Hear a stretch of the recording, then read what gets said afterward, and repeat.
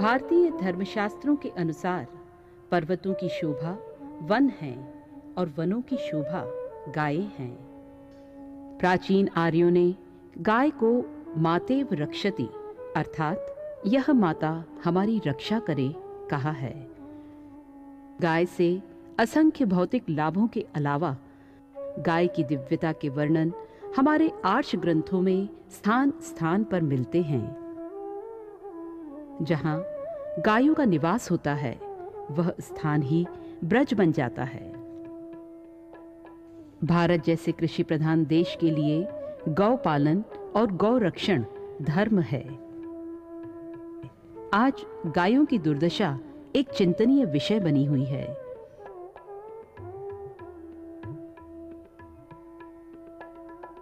गायों की इस दुर्दशा से द्रवित होकर गायत्री परिवार ने एक अभियान चलाया है जिसका मूल गौ केंद्रित अर्थव्यवस्था है।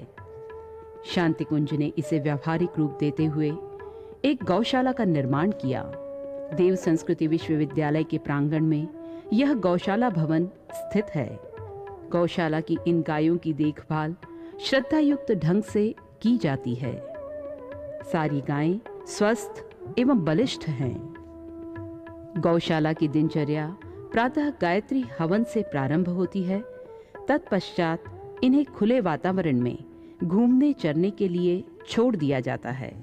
चारे इत्यादि की पौष्टिकता का पूरा ध्यान रखते हुए न केवल यहाँ सफाई की विशेष व्यवस्था है, बल्कि इस बात का भी पूरा ध्यान दिया जाता है कि हर एक गाय को पूरा स्नेह, प्यार और दुलार मिले। इसी वातावरण का यह प्रभाव है कि यहाँ की गायें अनुशासित एवं सौम्य हैं। इस गौशाला में जहाँ पर आप देख रहे हैं सभी देसी गाय हैं।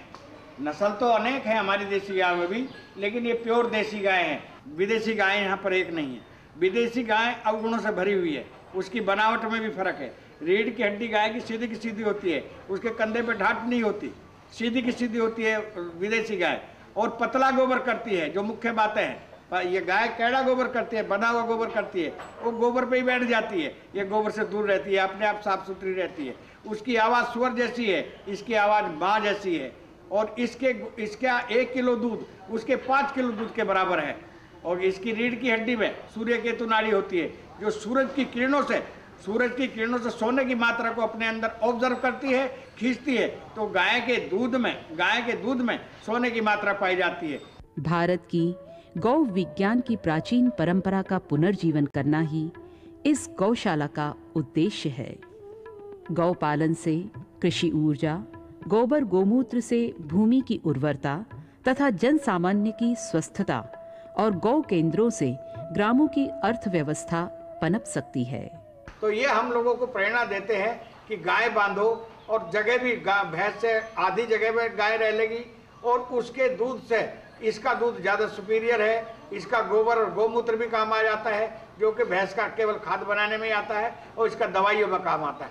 काफ़ी कीमती। यदि गाय दूध भी ना दे तो ये हम समझाते हैं, यदि गाय दूध भी ना दे तो गाय के गोमूत्र से और गोबर से उसकी कीमत निकल जाएगी।